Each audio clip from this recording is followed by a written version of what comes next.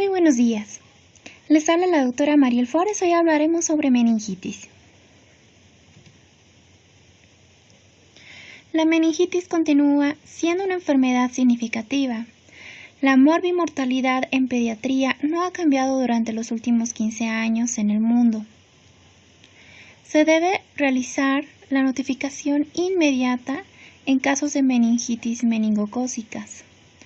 La Organización Mundial de la Salud ha estimado que la enfermedad meningocócica fue causante de 171,000 muertes a nivel mundial en el año 2000. ¿Cómo definimos la meningitis? La meningitis es una enfermedad del sistema nervioso central caracterizada por la inflamación de las meninges cerebrales. Las meninges cerebrales corresponden a la dura madre aracnoides y a la pía madre. La dura madre es resistente, presenta dos capas, la perióstica y la meningia, divide en compartimientos y presenta los senos venosos. El aracnoides presenta granulaciones aracnoideas por donde circula líquido cefalorraquídeo. Y la pía madre es la interna, la cual presenta los plexos coroideos. En esta gráfica podemos distinguir estas leptomeninges. Como pueden ver, la dura madre es la más externa. Yendo de afuera hacia adentro se encuentra la aracnoides y la más profunda es la pía madre, la cual entra en contacto con la corteza cerebral.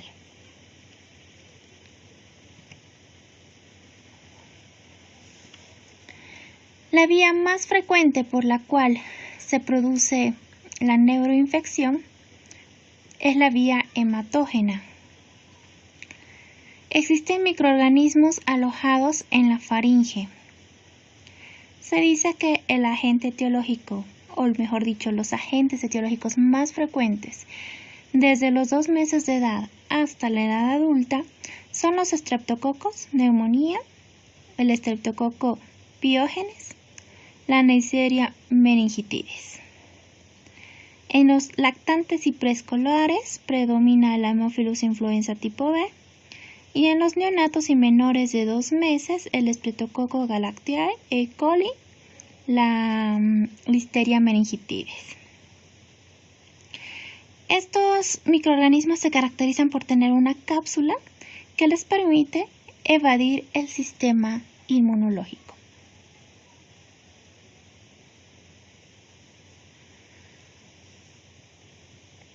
¿Cuáles son las características de una infección del sistema nervioso central?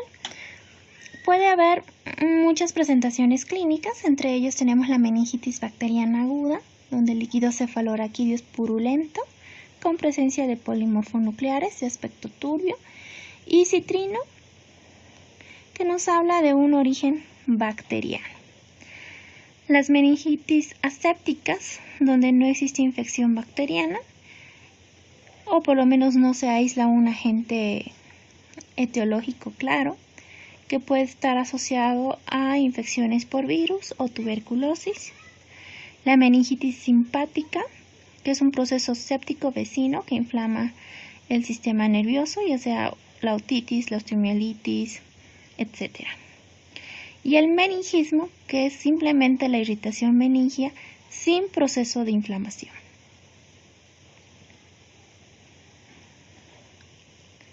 En este cuadro tenemos los agentes etiológicos más frecuentes, como habíamos mencionado, el Streptococcus pneumoniae, la Neisseria meningitidis, Bacillus gram negativos, la Escherichia coli, la Listeria monocytogenes, el Mycobacterium tuberculosis, el virus herpes simple 1 y 2, el Streptococcus galactiae, Haemophilus influenza tipo B, el virus Epstein-Barr y el virus herpes 6. También debemos incluir al citomegalovirus.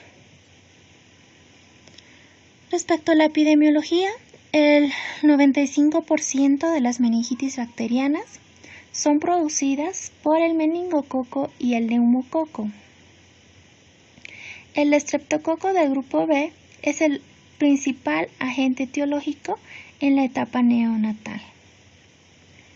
Desde la introducción de la vacuna del Haemophilus influenza tipo B, la enfermedad invasora disminuyó en un 99%.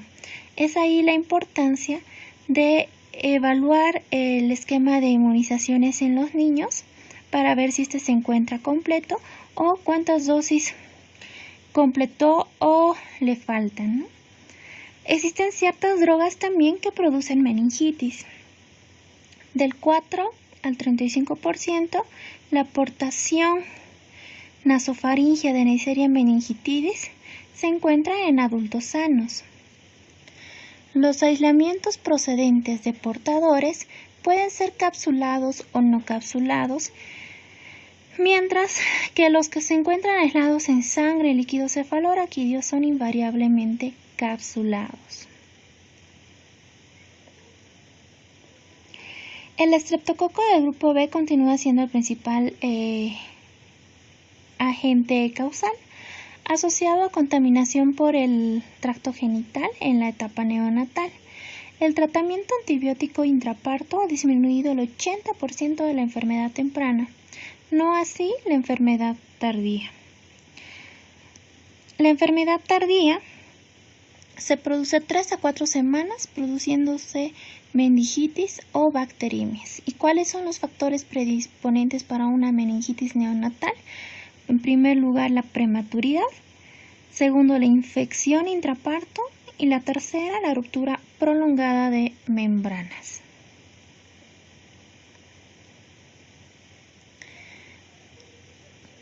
Los bacilos gram negativos son raros en pediatría, pero son más frecuentes en las meningitis en la etapa neonatal. El neonato posee menores defensas, con deficiente paso de anticuerpos en los prematuros menores de 32 semanas y mayor habilidad de la bacteria para atravesar las barreras. El virus herpes simple neonato se puede dar como local o diseminada.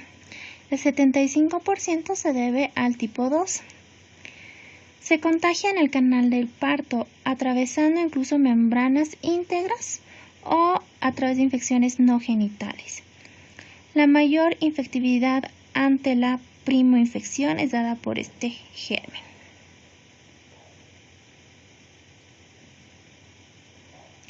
La infección materna con Listeria monocitogenes puede provocar aborto, parto pretérmino o enfermedad temprana. Esta última produce sepsis, mientras la tardía produce meningitis en el neonato.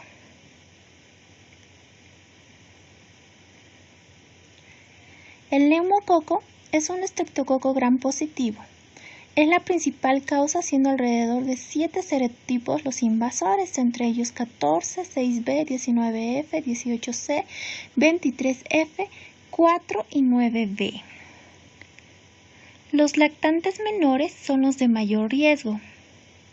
Inicialmente colonizan la faringe, luego realizan una bacteriemia y llega a los plexos coroideos.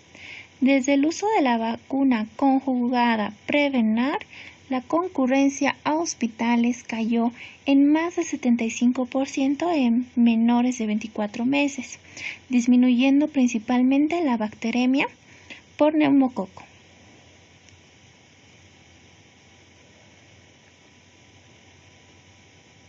La Neisseria meningitidis es un diplococo gram negativo. Se presenta comúnmente en individuos sanos.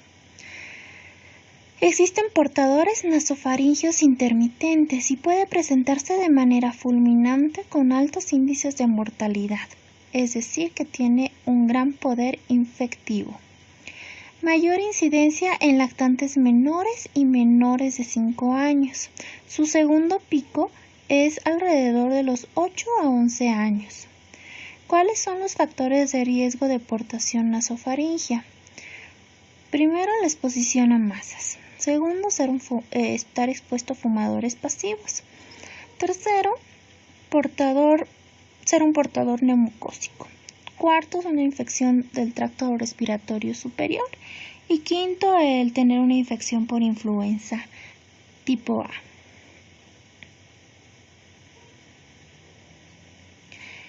Respecto al aumento del riesgo del meningococo, se encuentra la asplenia, el déficit de complemento, la exposición a viajes a áreas endémicas.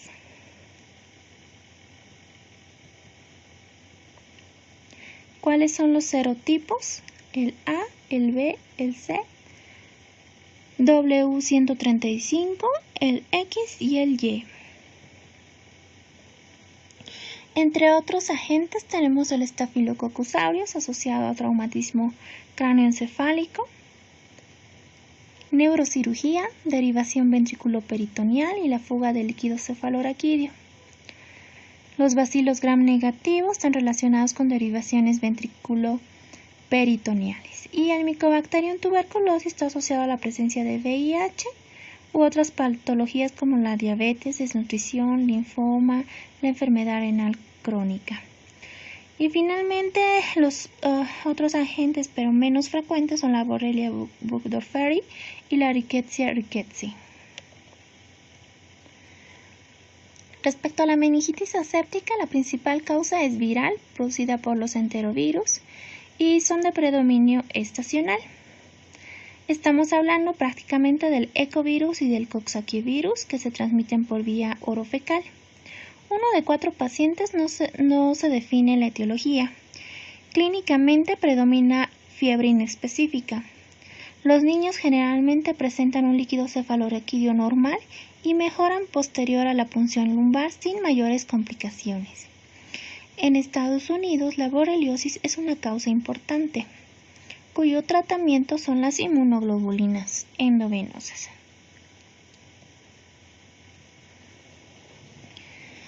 Entre los agentes más frecuentes de encefalitis tenemos el virus herpes simple, Mycoplasma, arbovirus, virus Epstein-Barr, rabivirus, virus herpes humano 6, rickettsias. Entre otras causas, el lupus eritematoso sistémico, la enfermedad de Kawasaki, ciertos AINES como el ibuprofeno, inmunoglobulinas, muromonab CD3, trimethoprim sulfametoxazol. Por lo general, la encefalitis herpética tiene mal pronóstico vital y neurológico. Está caracterizado por manifestaciones neurológicas. Diagnóstico y tratamientos oportunos modifican sustancialmente el pronóstico. ¿Cuál es la patogenia? Pues primero debe haber una primoinfección del virus herpes simple 1 o 2. El 1 es frecuente en escolares y el 2 en recién nacidos. La entrada es a través de la vía oral o olfatoria o a través de la reactivación del ganglio geniculado del séptimo par craneal. Posteriormente se produce invasión directa neuronal y secundariamente al líquido cefaloraquídeo. Los niños con virus herpes simple y meningitis bacteriana, que son los que producen meningococemias principalmente, presentan el aspecto séptico. Síntomas concordantes con hipertensión endocranial e inflamación meningia.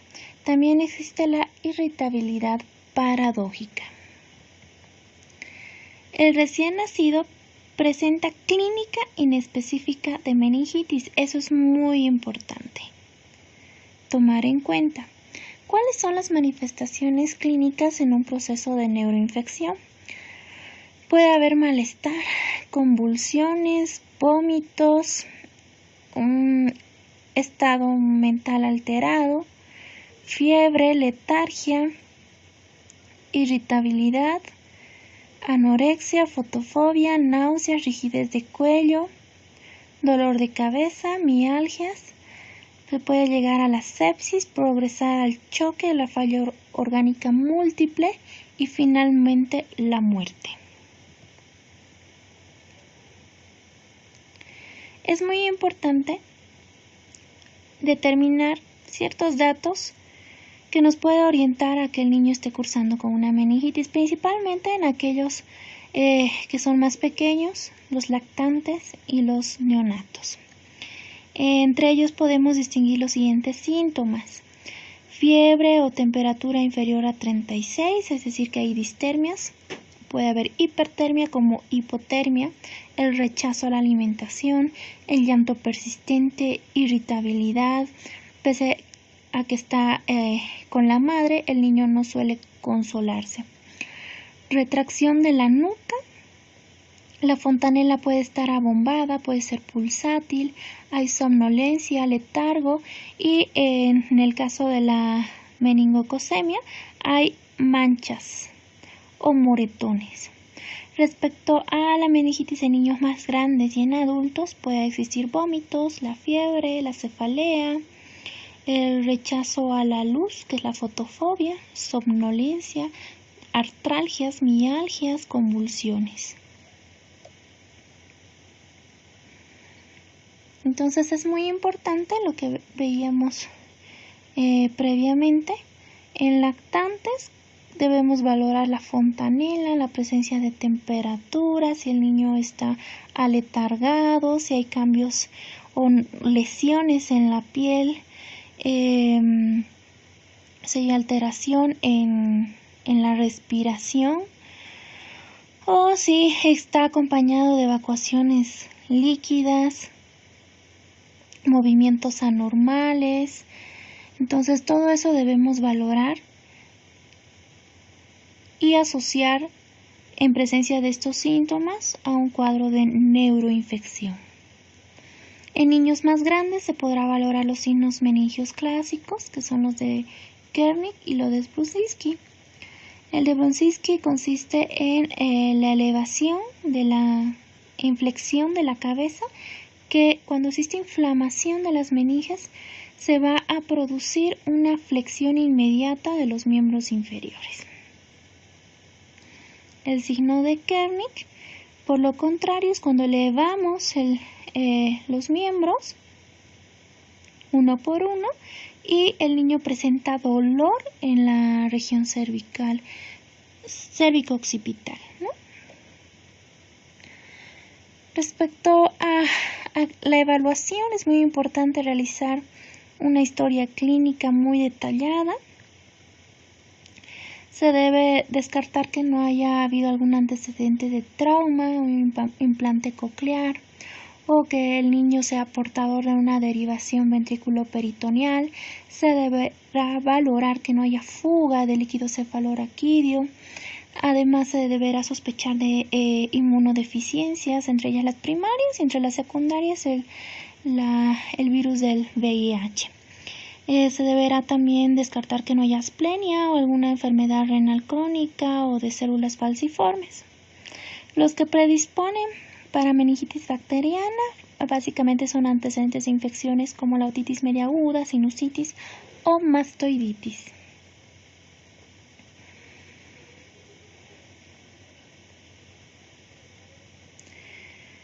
Como habíamos mencionado, se debe hacer una historia clínica bastante detallada.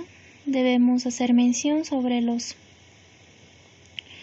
antecedentes médicos, antecedentes quirúrgicos y perinatales. Entre los antecedentes médicos debemos valorar si no cursó con una enfermedad reciente o es un paciente con alguna patología crónica o que haya sufrido algún antecedente traumático. Respecto a los quirúrgicos, si el niño tiene asplenia o tiene alguna derivación del sistema nervioso central o implantes cocleares, que lo habíamos mencionado. Los antecedentes perinatales también son importantes en relación a las infecciones maternas. Las inmunizaciones, las dosis, las fechas en que recibió, medicaciones en relación a los últimos 6 meses que puedan predisponer, como el hecho de utilizar corticoides, inmunosupresores o haber recibido inmunoglobulina o ciertos antibióticos. Y la exposición con contactos que hayan cursado con algún proceso infeccioso, entre ellos, por ejemplo, una infección por meningococo. Se debe valorar también los cuidados que recibe el niño, el estar expuesto a ciertos vectores o a la tuberculosis o el haber viajado recientemente. ¿Cuándo debemos sospechar de una encefalitis herpética? En primer lugar, la encefalitis en la etapa neonatal suele ser bastante inespecífica, es decir, que puede haber fiebre, somnolencia. Otro dato que debemos preguntar es si la madre cursó con una herpes genital en el momento del parto, si hay presencia de vesículas en el cuero cabelludo o piel del niño y si el líquido cefalorraquídeo presenta eritrocitos sin bacterias, ¿no? En otras edades es frecuente la fiebre, más alucinaciones, afasias sensitivas, cambios de conducta, somnolencia, convulsiones. Y el líquido cefalorraquídeo es compatible con meningitis virales. Cuando hacemos el examen físico es muy importante los signos vitales, valorar el estado cardiopulmonar, si mantiene la vía aérea permeable, si respira espontáneamente. Se deberá valorar el estado de conciencia a través de la escala de Glasgow, ver ciertos grados de focalidad en alguno de los miembros o la presencia de los signos meningios. Deberemos también valorar el compromiso articular, si hay exantemas, petequias o púrpura o la presencia de vesículas. Como ven en el caso de este niño, donde presenta púrpura, ¿no?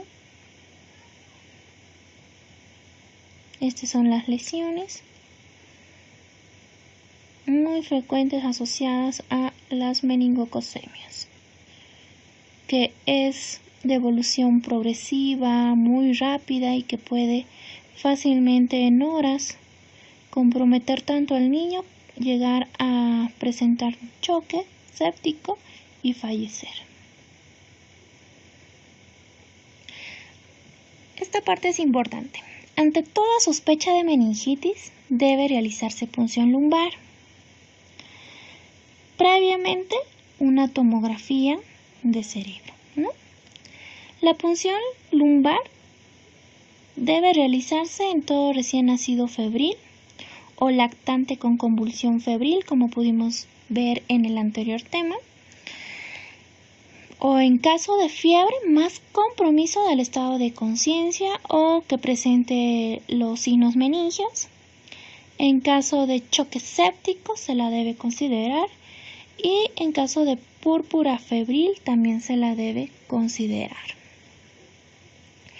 ¿Cuáles son las contraindicaciones de la punción lumbar? Primero, los déficits neurológicos focales, signos de aumento de presión intracraniana, alguna coagulopatía no corregida y el compromiso cardiopulmonar, es decir, que el niño se encuentre inestable y que no se lo pueda por ello movilizar. Cuando realizamos la punción lumbar y obtenemos la muestra, es muy importante mandarlo para un citoquímico, para la tinción Gram, para cultivar y también dependiendo de la forma de presentación, se harán otro tipo de estudios especiales. Se deberá policultivar a este niño y se deberá solicitar un hemocultivo. En niños pequeños es muy importante la glicemia. No solo para eso, sino también para valorar con el citoquímico del líquido cefalorraquídeo. Se deberá tomar una biometría hemática, se deberá cultivar las lesiones de piel, si es que estas estuvieran presentes, y se solicitará reactantes de fase agudo, como es la proteína C reactiva o la procalcitonina. Para indagar sobre otros agentes etiológicos, también se pedirá PCR.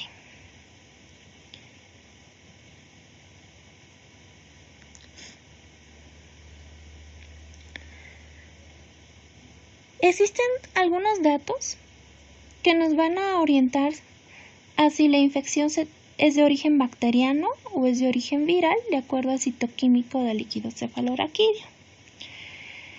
En un líquido cefalorraquídeo bacteriano vamos a encontrar pleocitosis con una presencia de mayor amide. Suele ser el predominio de polimorfonucleares. La tinción Gram suele ser positiva. Pero el gol estándar va a ser finalmente el cultivo, el poder aislar al germen causante de esta neuroinfección. Por lo general,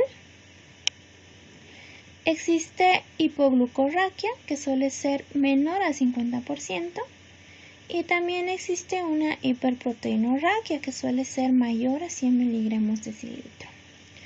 Por otro lado, el líquido cefalorraquídeo viral presenta pleocitosis alrededor de 50-500 con un predominio de linfocitos. Al inicio sí puede haber un aumento inicial de polimorfonucleares, pero con el pasar de las horas el predominio suele ser linfocitario. La glucorraquia es normal y la proteinorraquia puede ser normal o encontrarse elevada. Este es un cuadro comparativo que se encuentra en la revista de Pediatrics del año 1998, en el cual va distinguiendo ciertas características del líquido cefalorraquídeo. Y dependiendo también la edad, ya sea una etapa neonatal o en niños más grandes, se pueden encontrar algunas diferencias. Como pueden ver, la glucosa suele estar disminuida en infecciones bacterianas, y esto se presenta principalmente en neonatos, niños pequeños, y por lo general la meningitis bacteriana corresponde a la mitad de la glicemia a nivel sérico. Cuando se trata de una meningitis enteroviral, puede ser mayor a la mitad.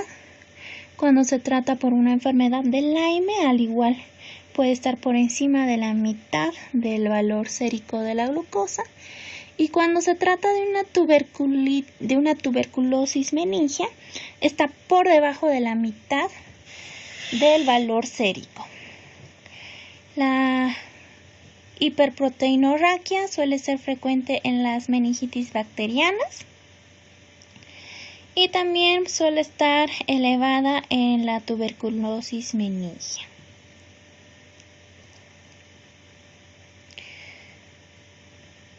El predominio, como habíamos mencionado, en las meningitis bacterianas está dada por los polimorfonucleares.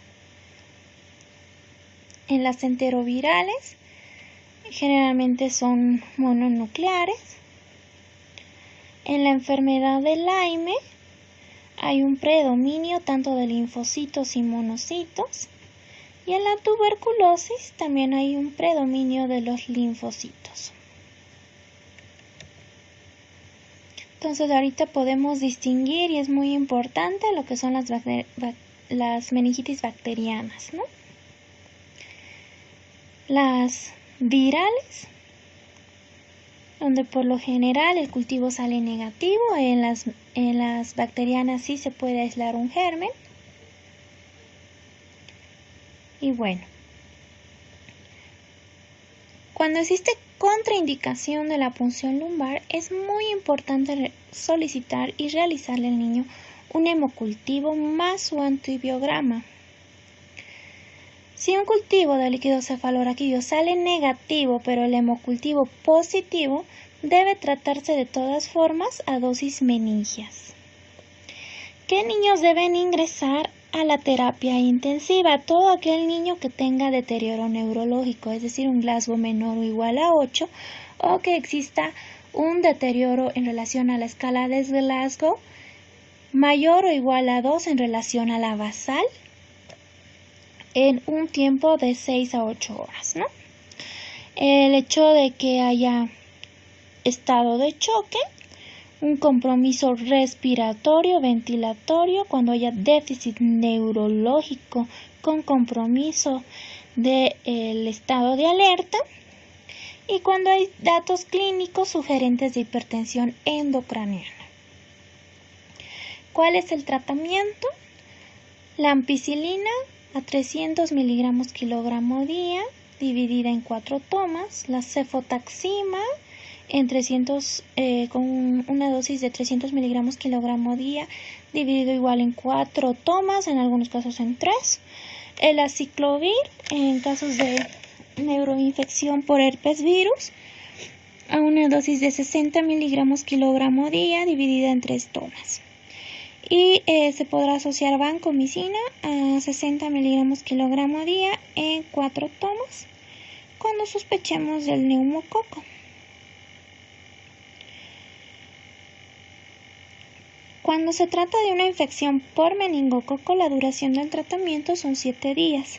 En caso del estreptococo del grupo B, o de la listeria o del neumococo, la duración debe ser 14 días. En caso del Escherichia coli y de otros gram negativos, la duración debe ser de 21 días. Y en caso del virus herpes simple en la etapa neonatal, debe cumplir 21 días con aciclovir.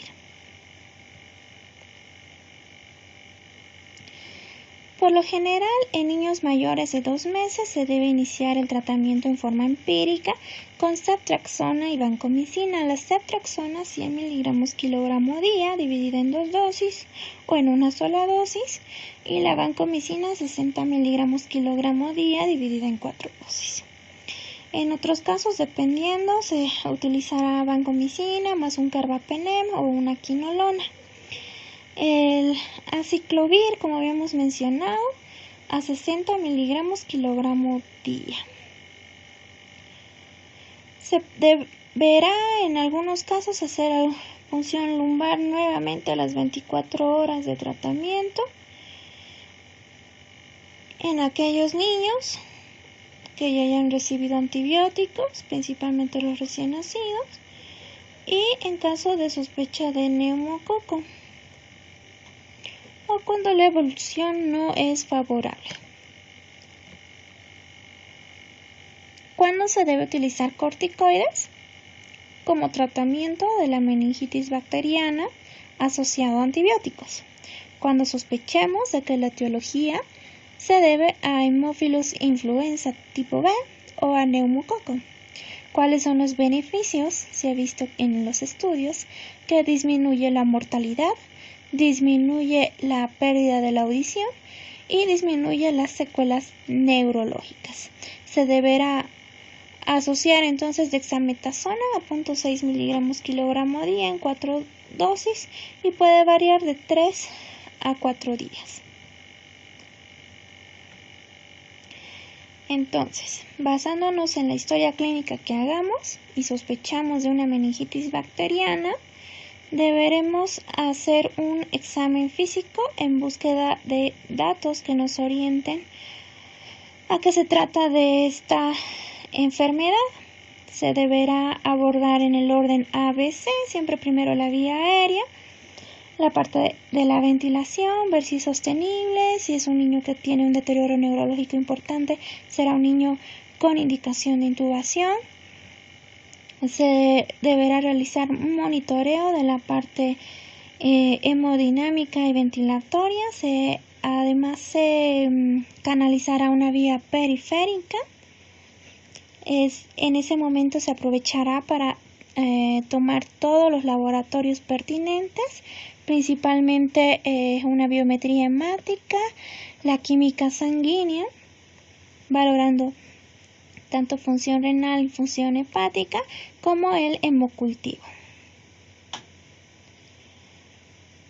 Además, se deberá tomar electrolitos para ver que no hay alguna otra alteración que pueda estar asociada.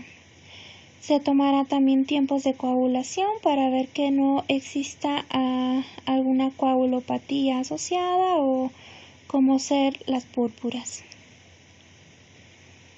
Y si, finalmente no existe ninguna contraindicación para la punción lumbar, se realizará obviamente previo a esto una tomografía de cráneo y se llevará a cabo este procedimiento.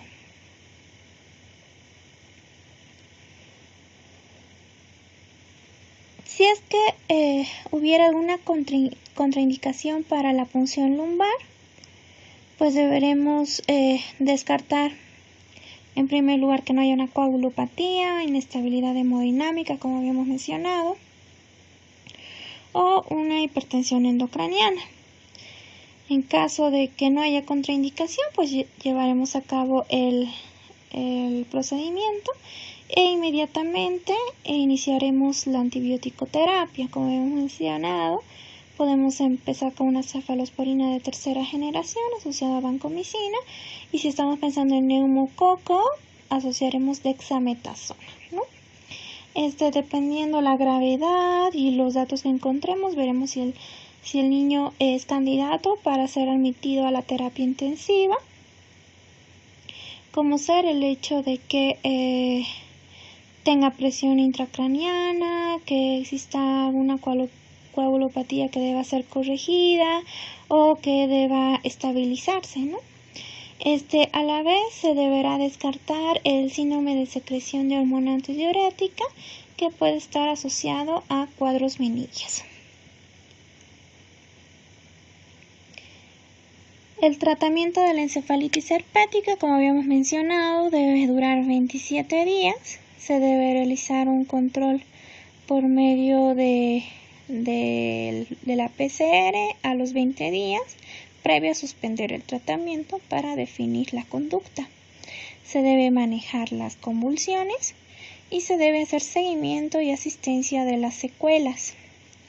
Por ende, el diagnóstico básicamente se basa en la clínica, en la realización de la PCR para herpes virus, un citoquímico del líquido cefaloraquídeo viral y un cultivo negativo.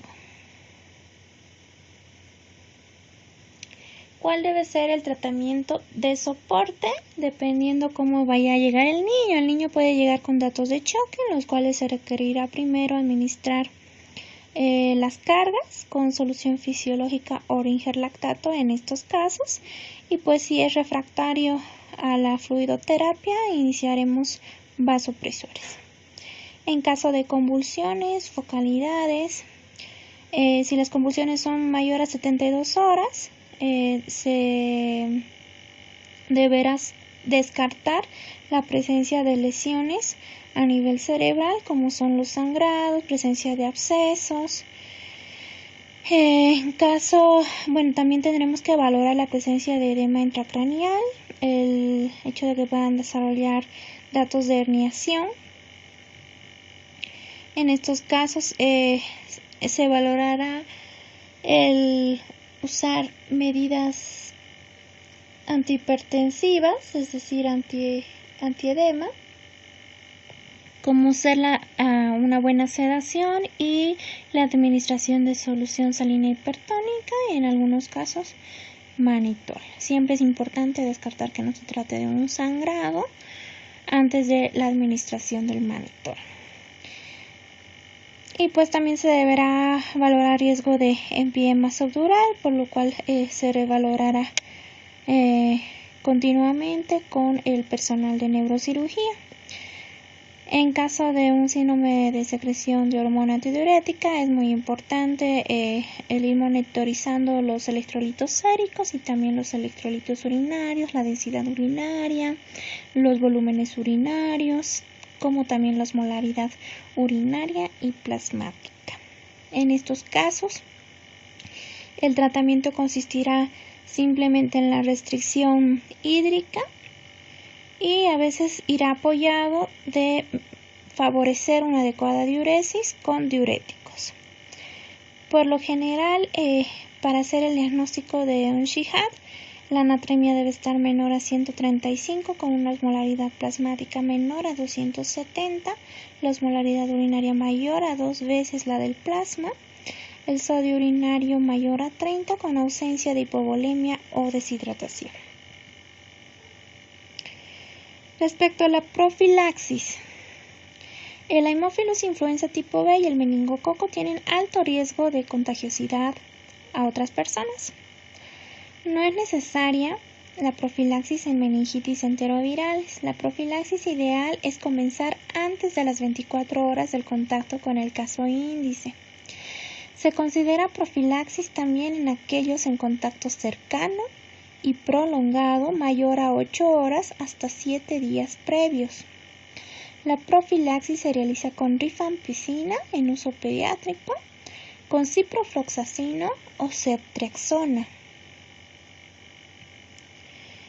La profilaxis en contactos cercanos se la debe considerar cuando viven en la misma casa, cuando son contactos en salas cuna, los expuestos directamente a secreciones respiratorias como besos, resucitación boca a boca, intubación endotraqueal o manejo de tubo endotraqueal.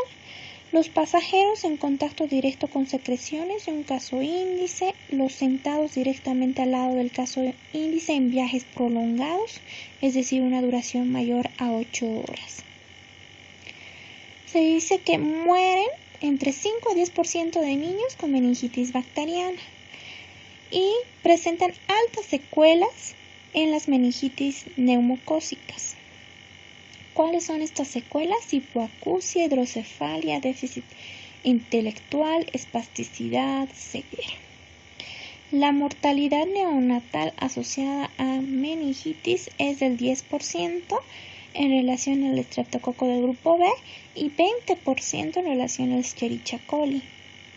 Existen secuelas neurológicas neonatales que son mayores a las pediátricas con 30% en relación al estreptococo del grupo B y 50% en relación a los gram negativos. Muchas gracias.